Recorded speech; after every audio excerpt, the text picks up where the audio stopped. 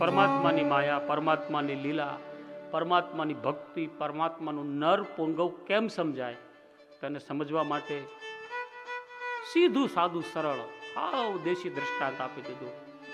ભાગવત નવનીતમાં સંત પ્રભુ ડોંગરે બાપાએ સુખદેવજી જેવું જીવન માલસર, મેં પોતે પણ ખૂબ દર્શન નડિયાદ મારે કાકા બાપુનો પ્રીતિ એટલે જતા દર્શન કરેલા, ફળ આપતા ભાગવતના પાઠ પછી ગોસાઈ છે ખબર પડે તો રુદ્રાક્ષમાં બાપુજીને પણ બહુ સ્નેહ રાખતા આ ડોંગરે બાપાજી.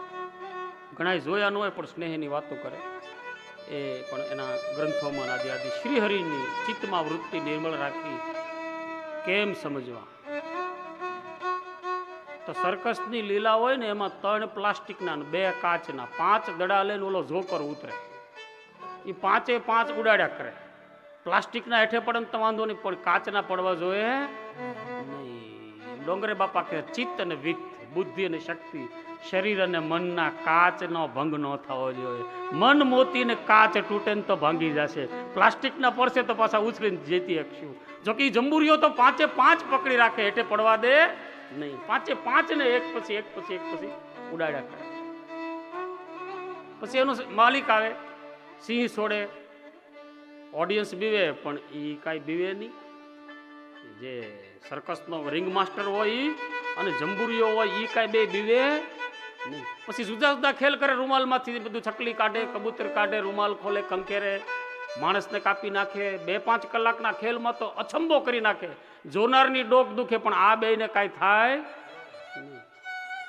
પછી જોકર બુક લેવા ગયો, સુખી કેમ થવું? તે ઓલા ભાઈ કીધું કે તું સર્કસ જોયા ને એમાં જે જોકર છે ને એનું જે પાત્ર છે ને એને જોઈશ તો ખુશ થઈ જશે કે એ હું જ છું, ગામને સુખી કરું, હું રાતે ઊંઘ નથી આવતી મને.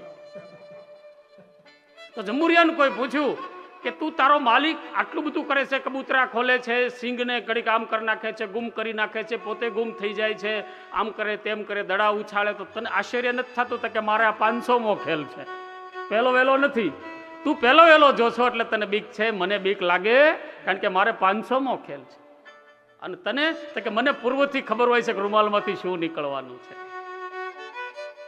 શું થવાનું છે, 5 મિનિટ પછી મારો માલિક શું કરવાનો છે મને પૂર્વ જ્ઞાન હોય.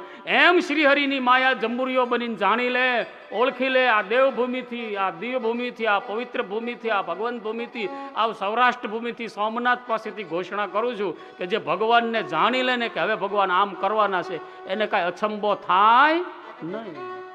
એ સિંહથી બીવે, એને ખબર છે કે આ ખાઈ પીને આવ્યો છે, અલમસ્ત થઈને આવ્યો છે, ભૂખ્યો હોય એ જ હેરાન કરે.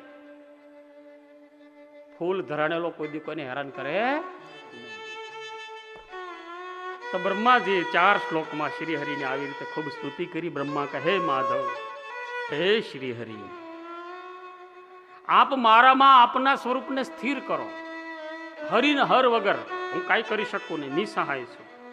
સ્વરૂપ જ્ઞાનનું વિષયવાળી મારી બુદ્ધિને તમે અસ્થિર કરી. અને ઘણા પ્રકરણો અનંત પુરાણોમાં આવે છે, બ્રહ્માજી વારંવાર અસ્થિર થાય છે. બ્રહ્મ એટલે આપણો ભ્રમ, બુદ્ધિ ફરિયાદ કરે, ચલિત થયા જ કરે. તો આળસનો ત્યાગ કરીશ, અવશ્ય પ્રજાઓનું હું સર્જન કરીશ. શું કરું?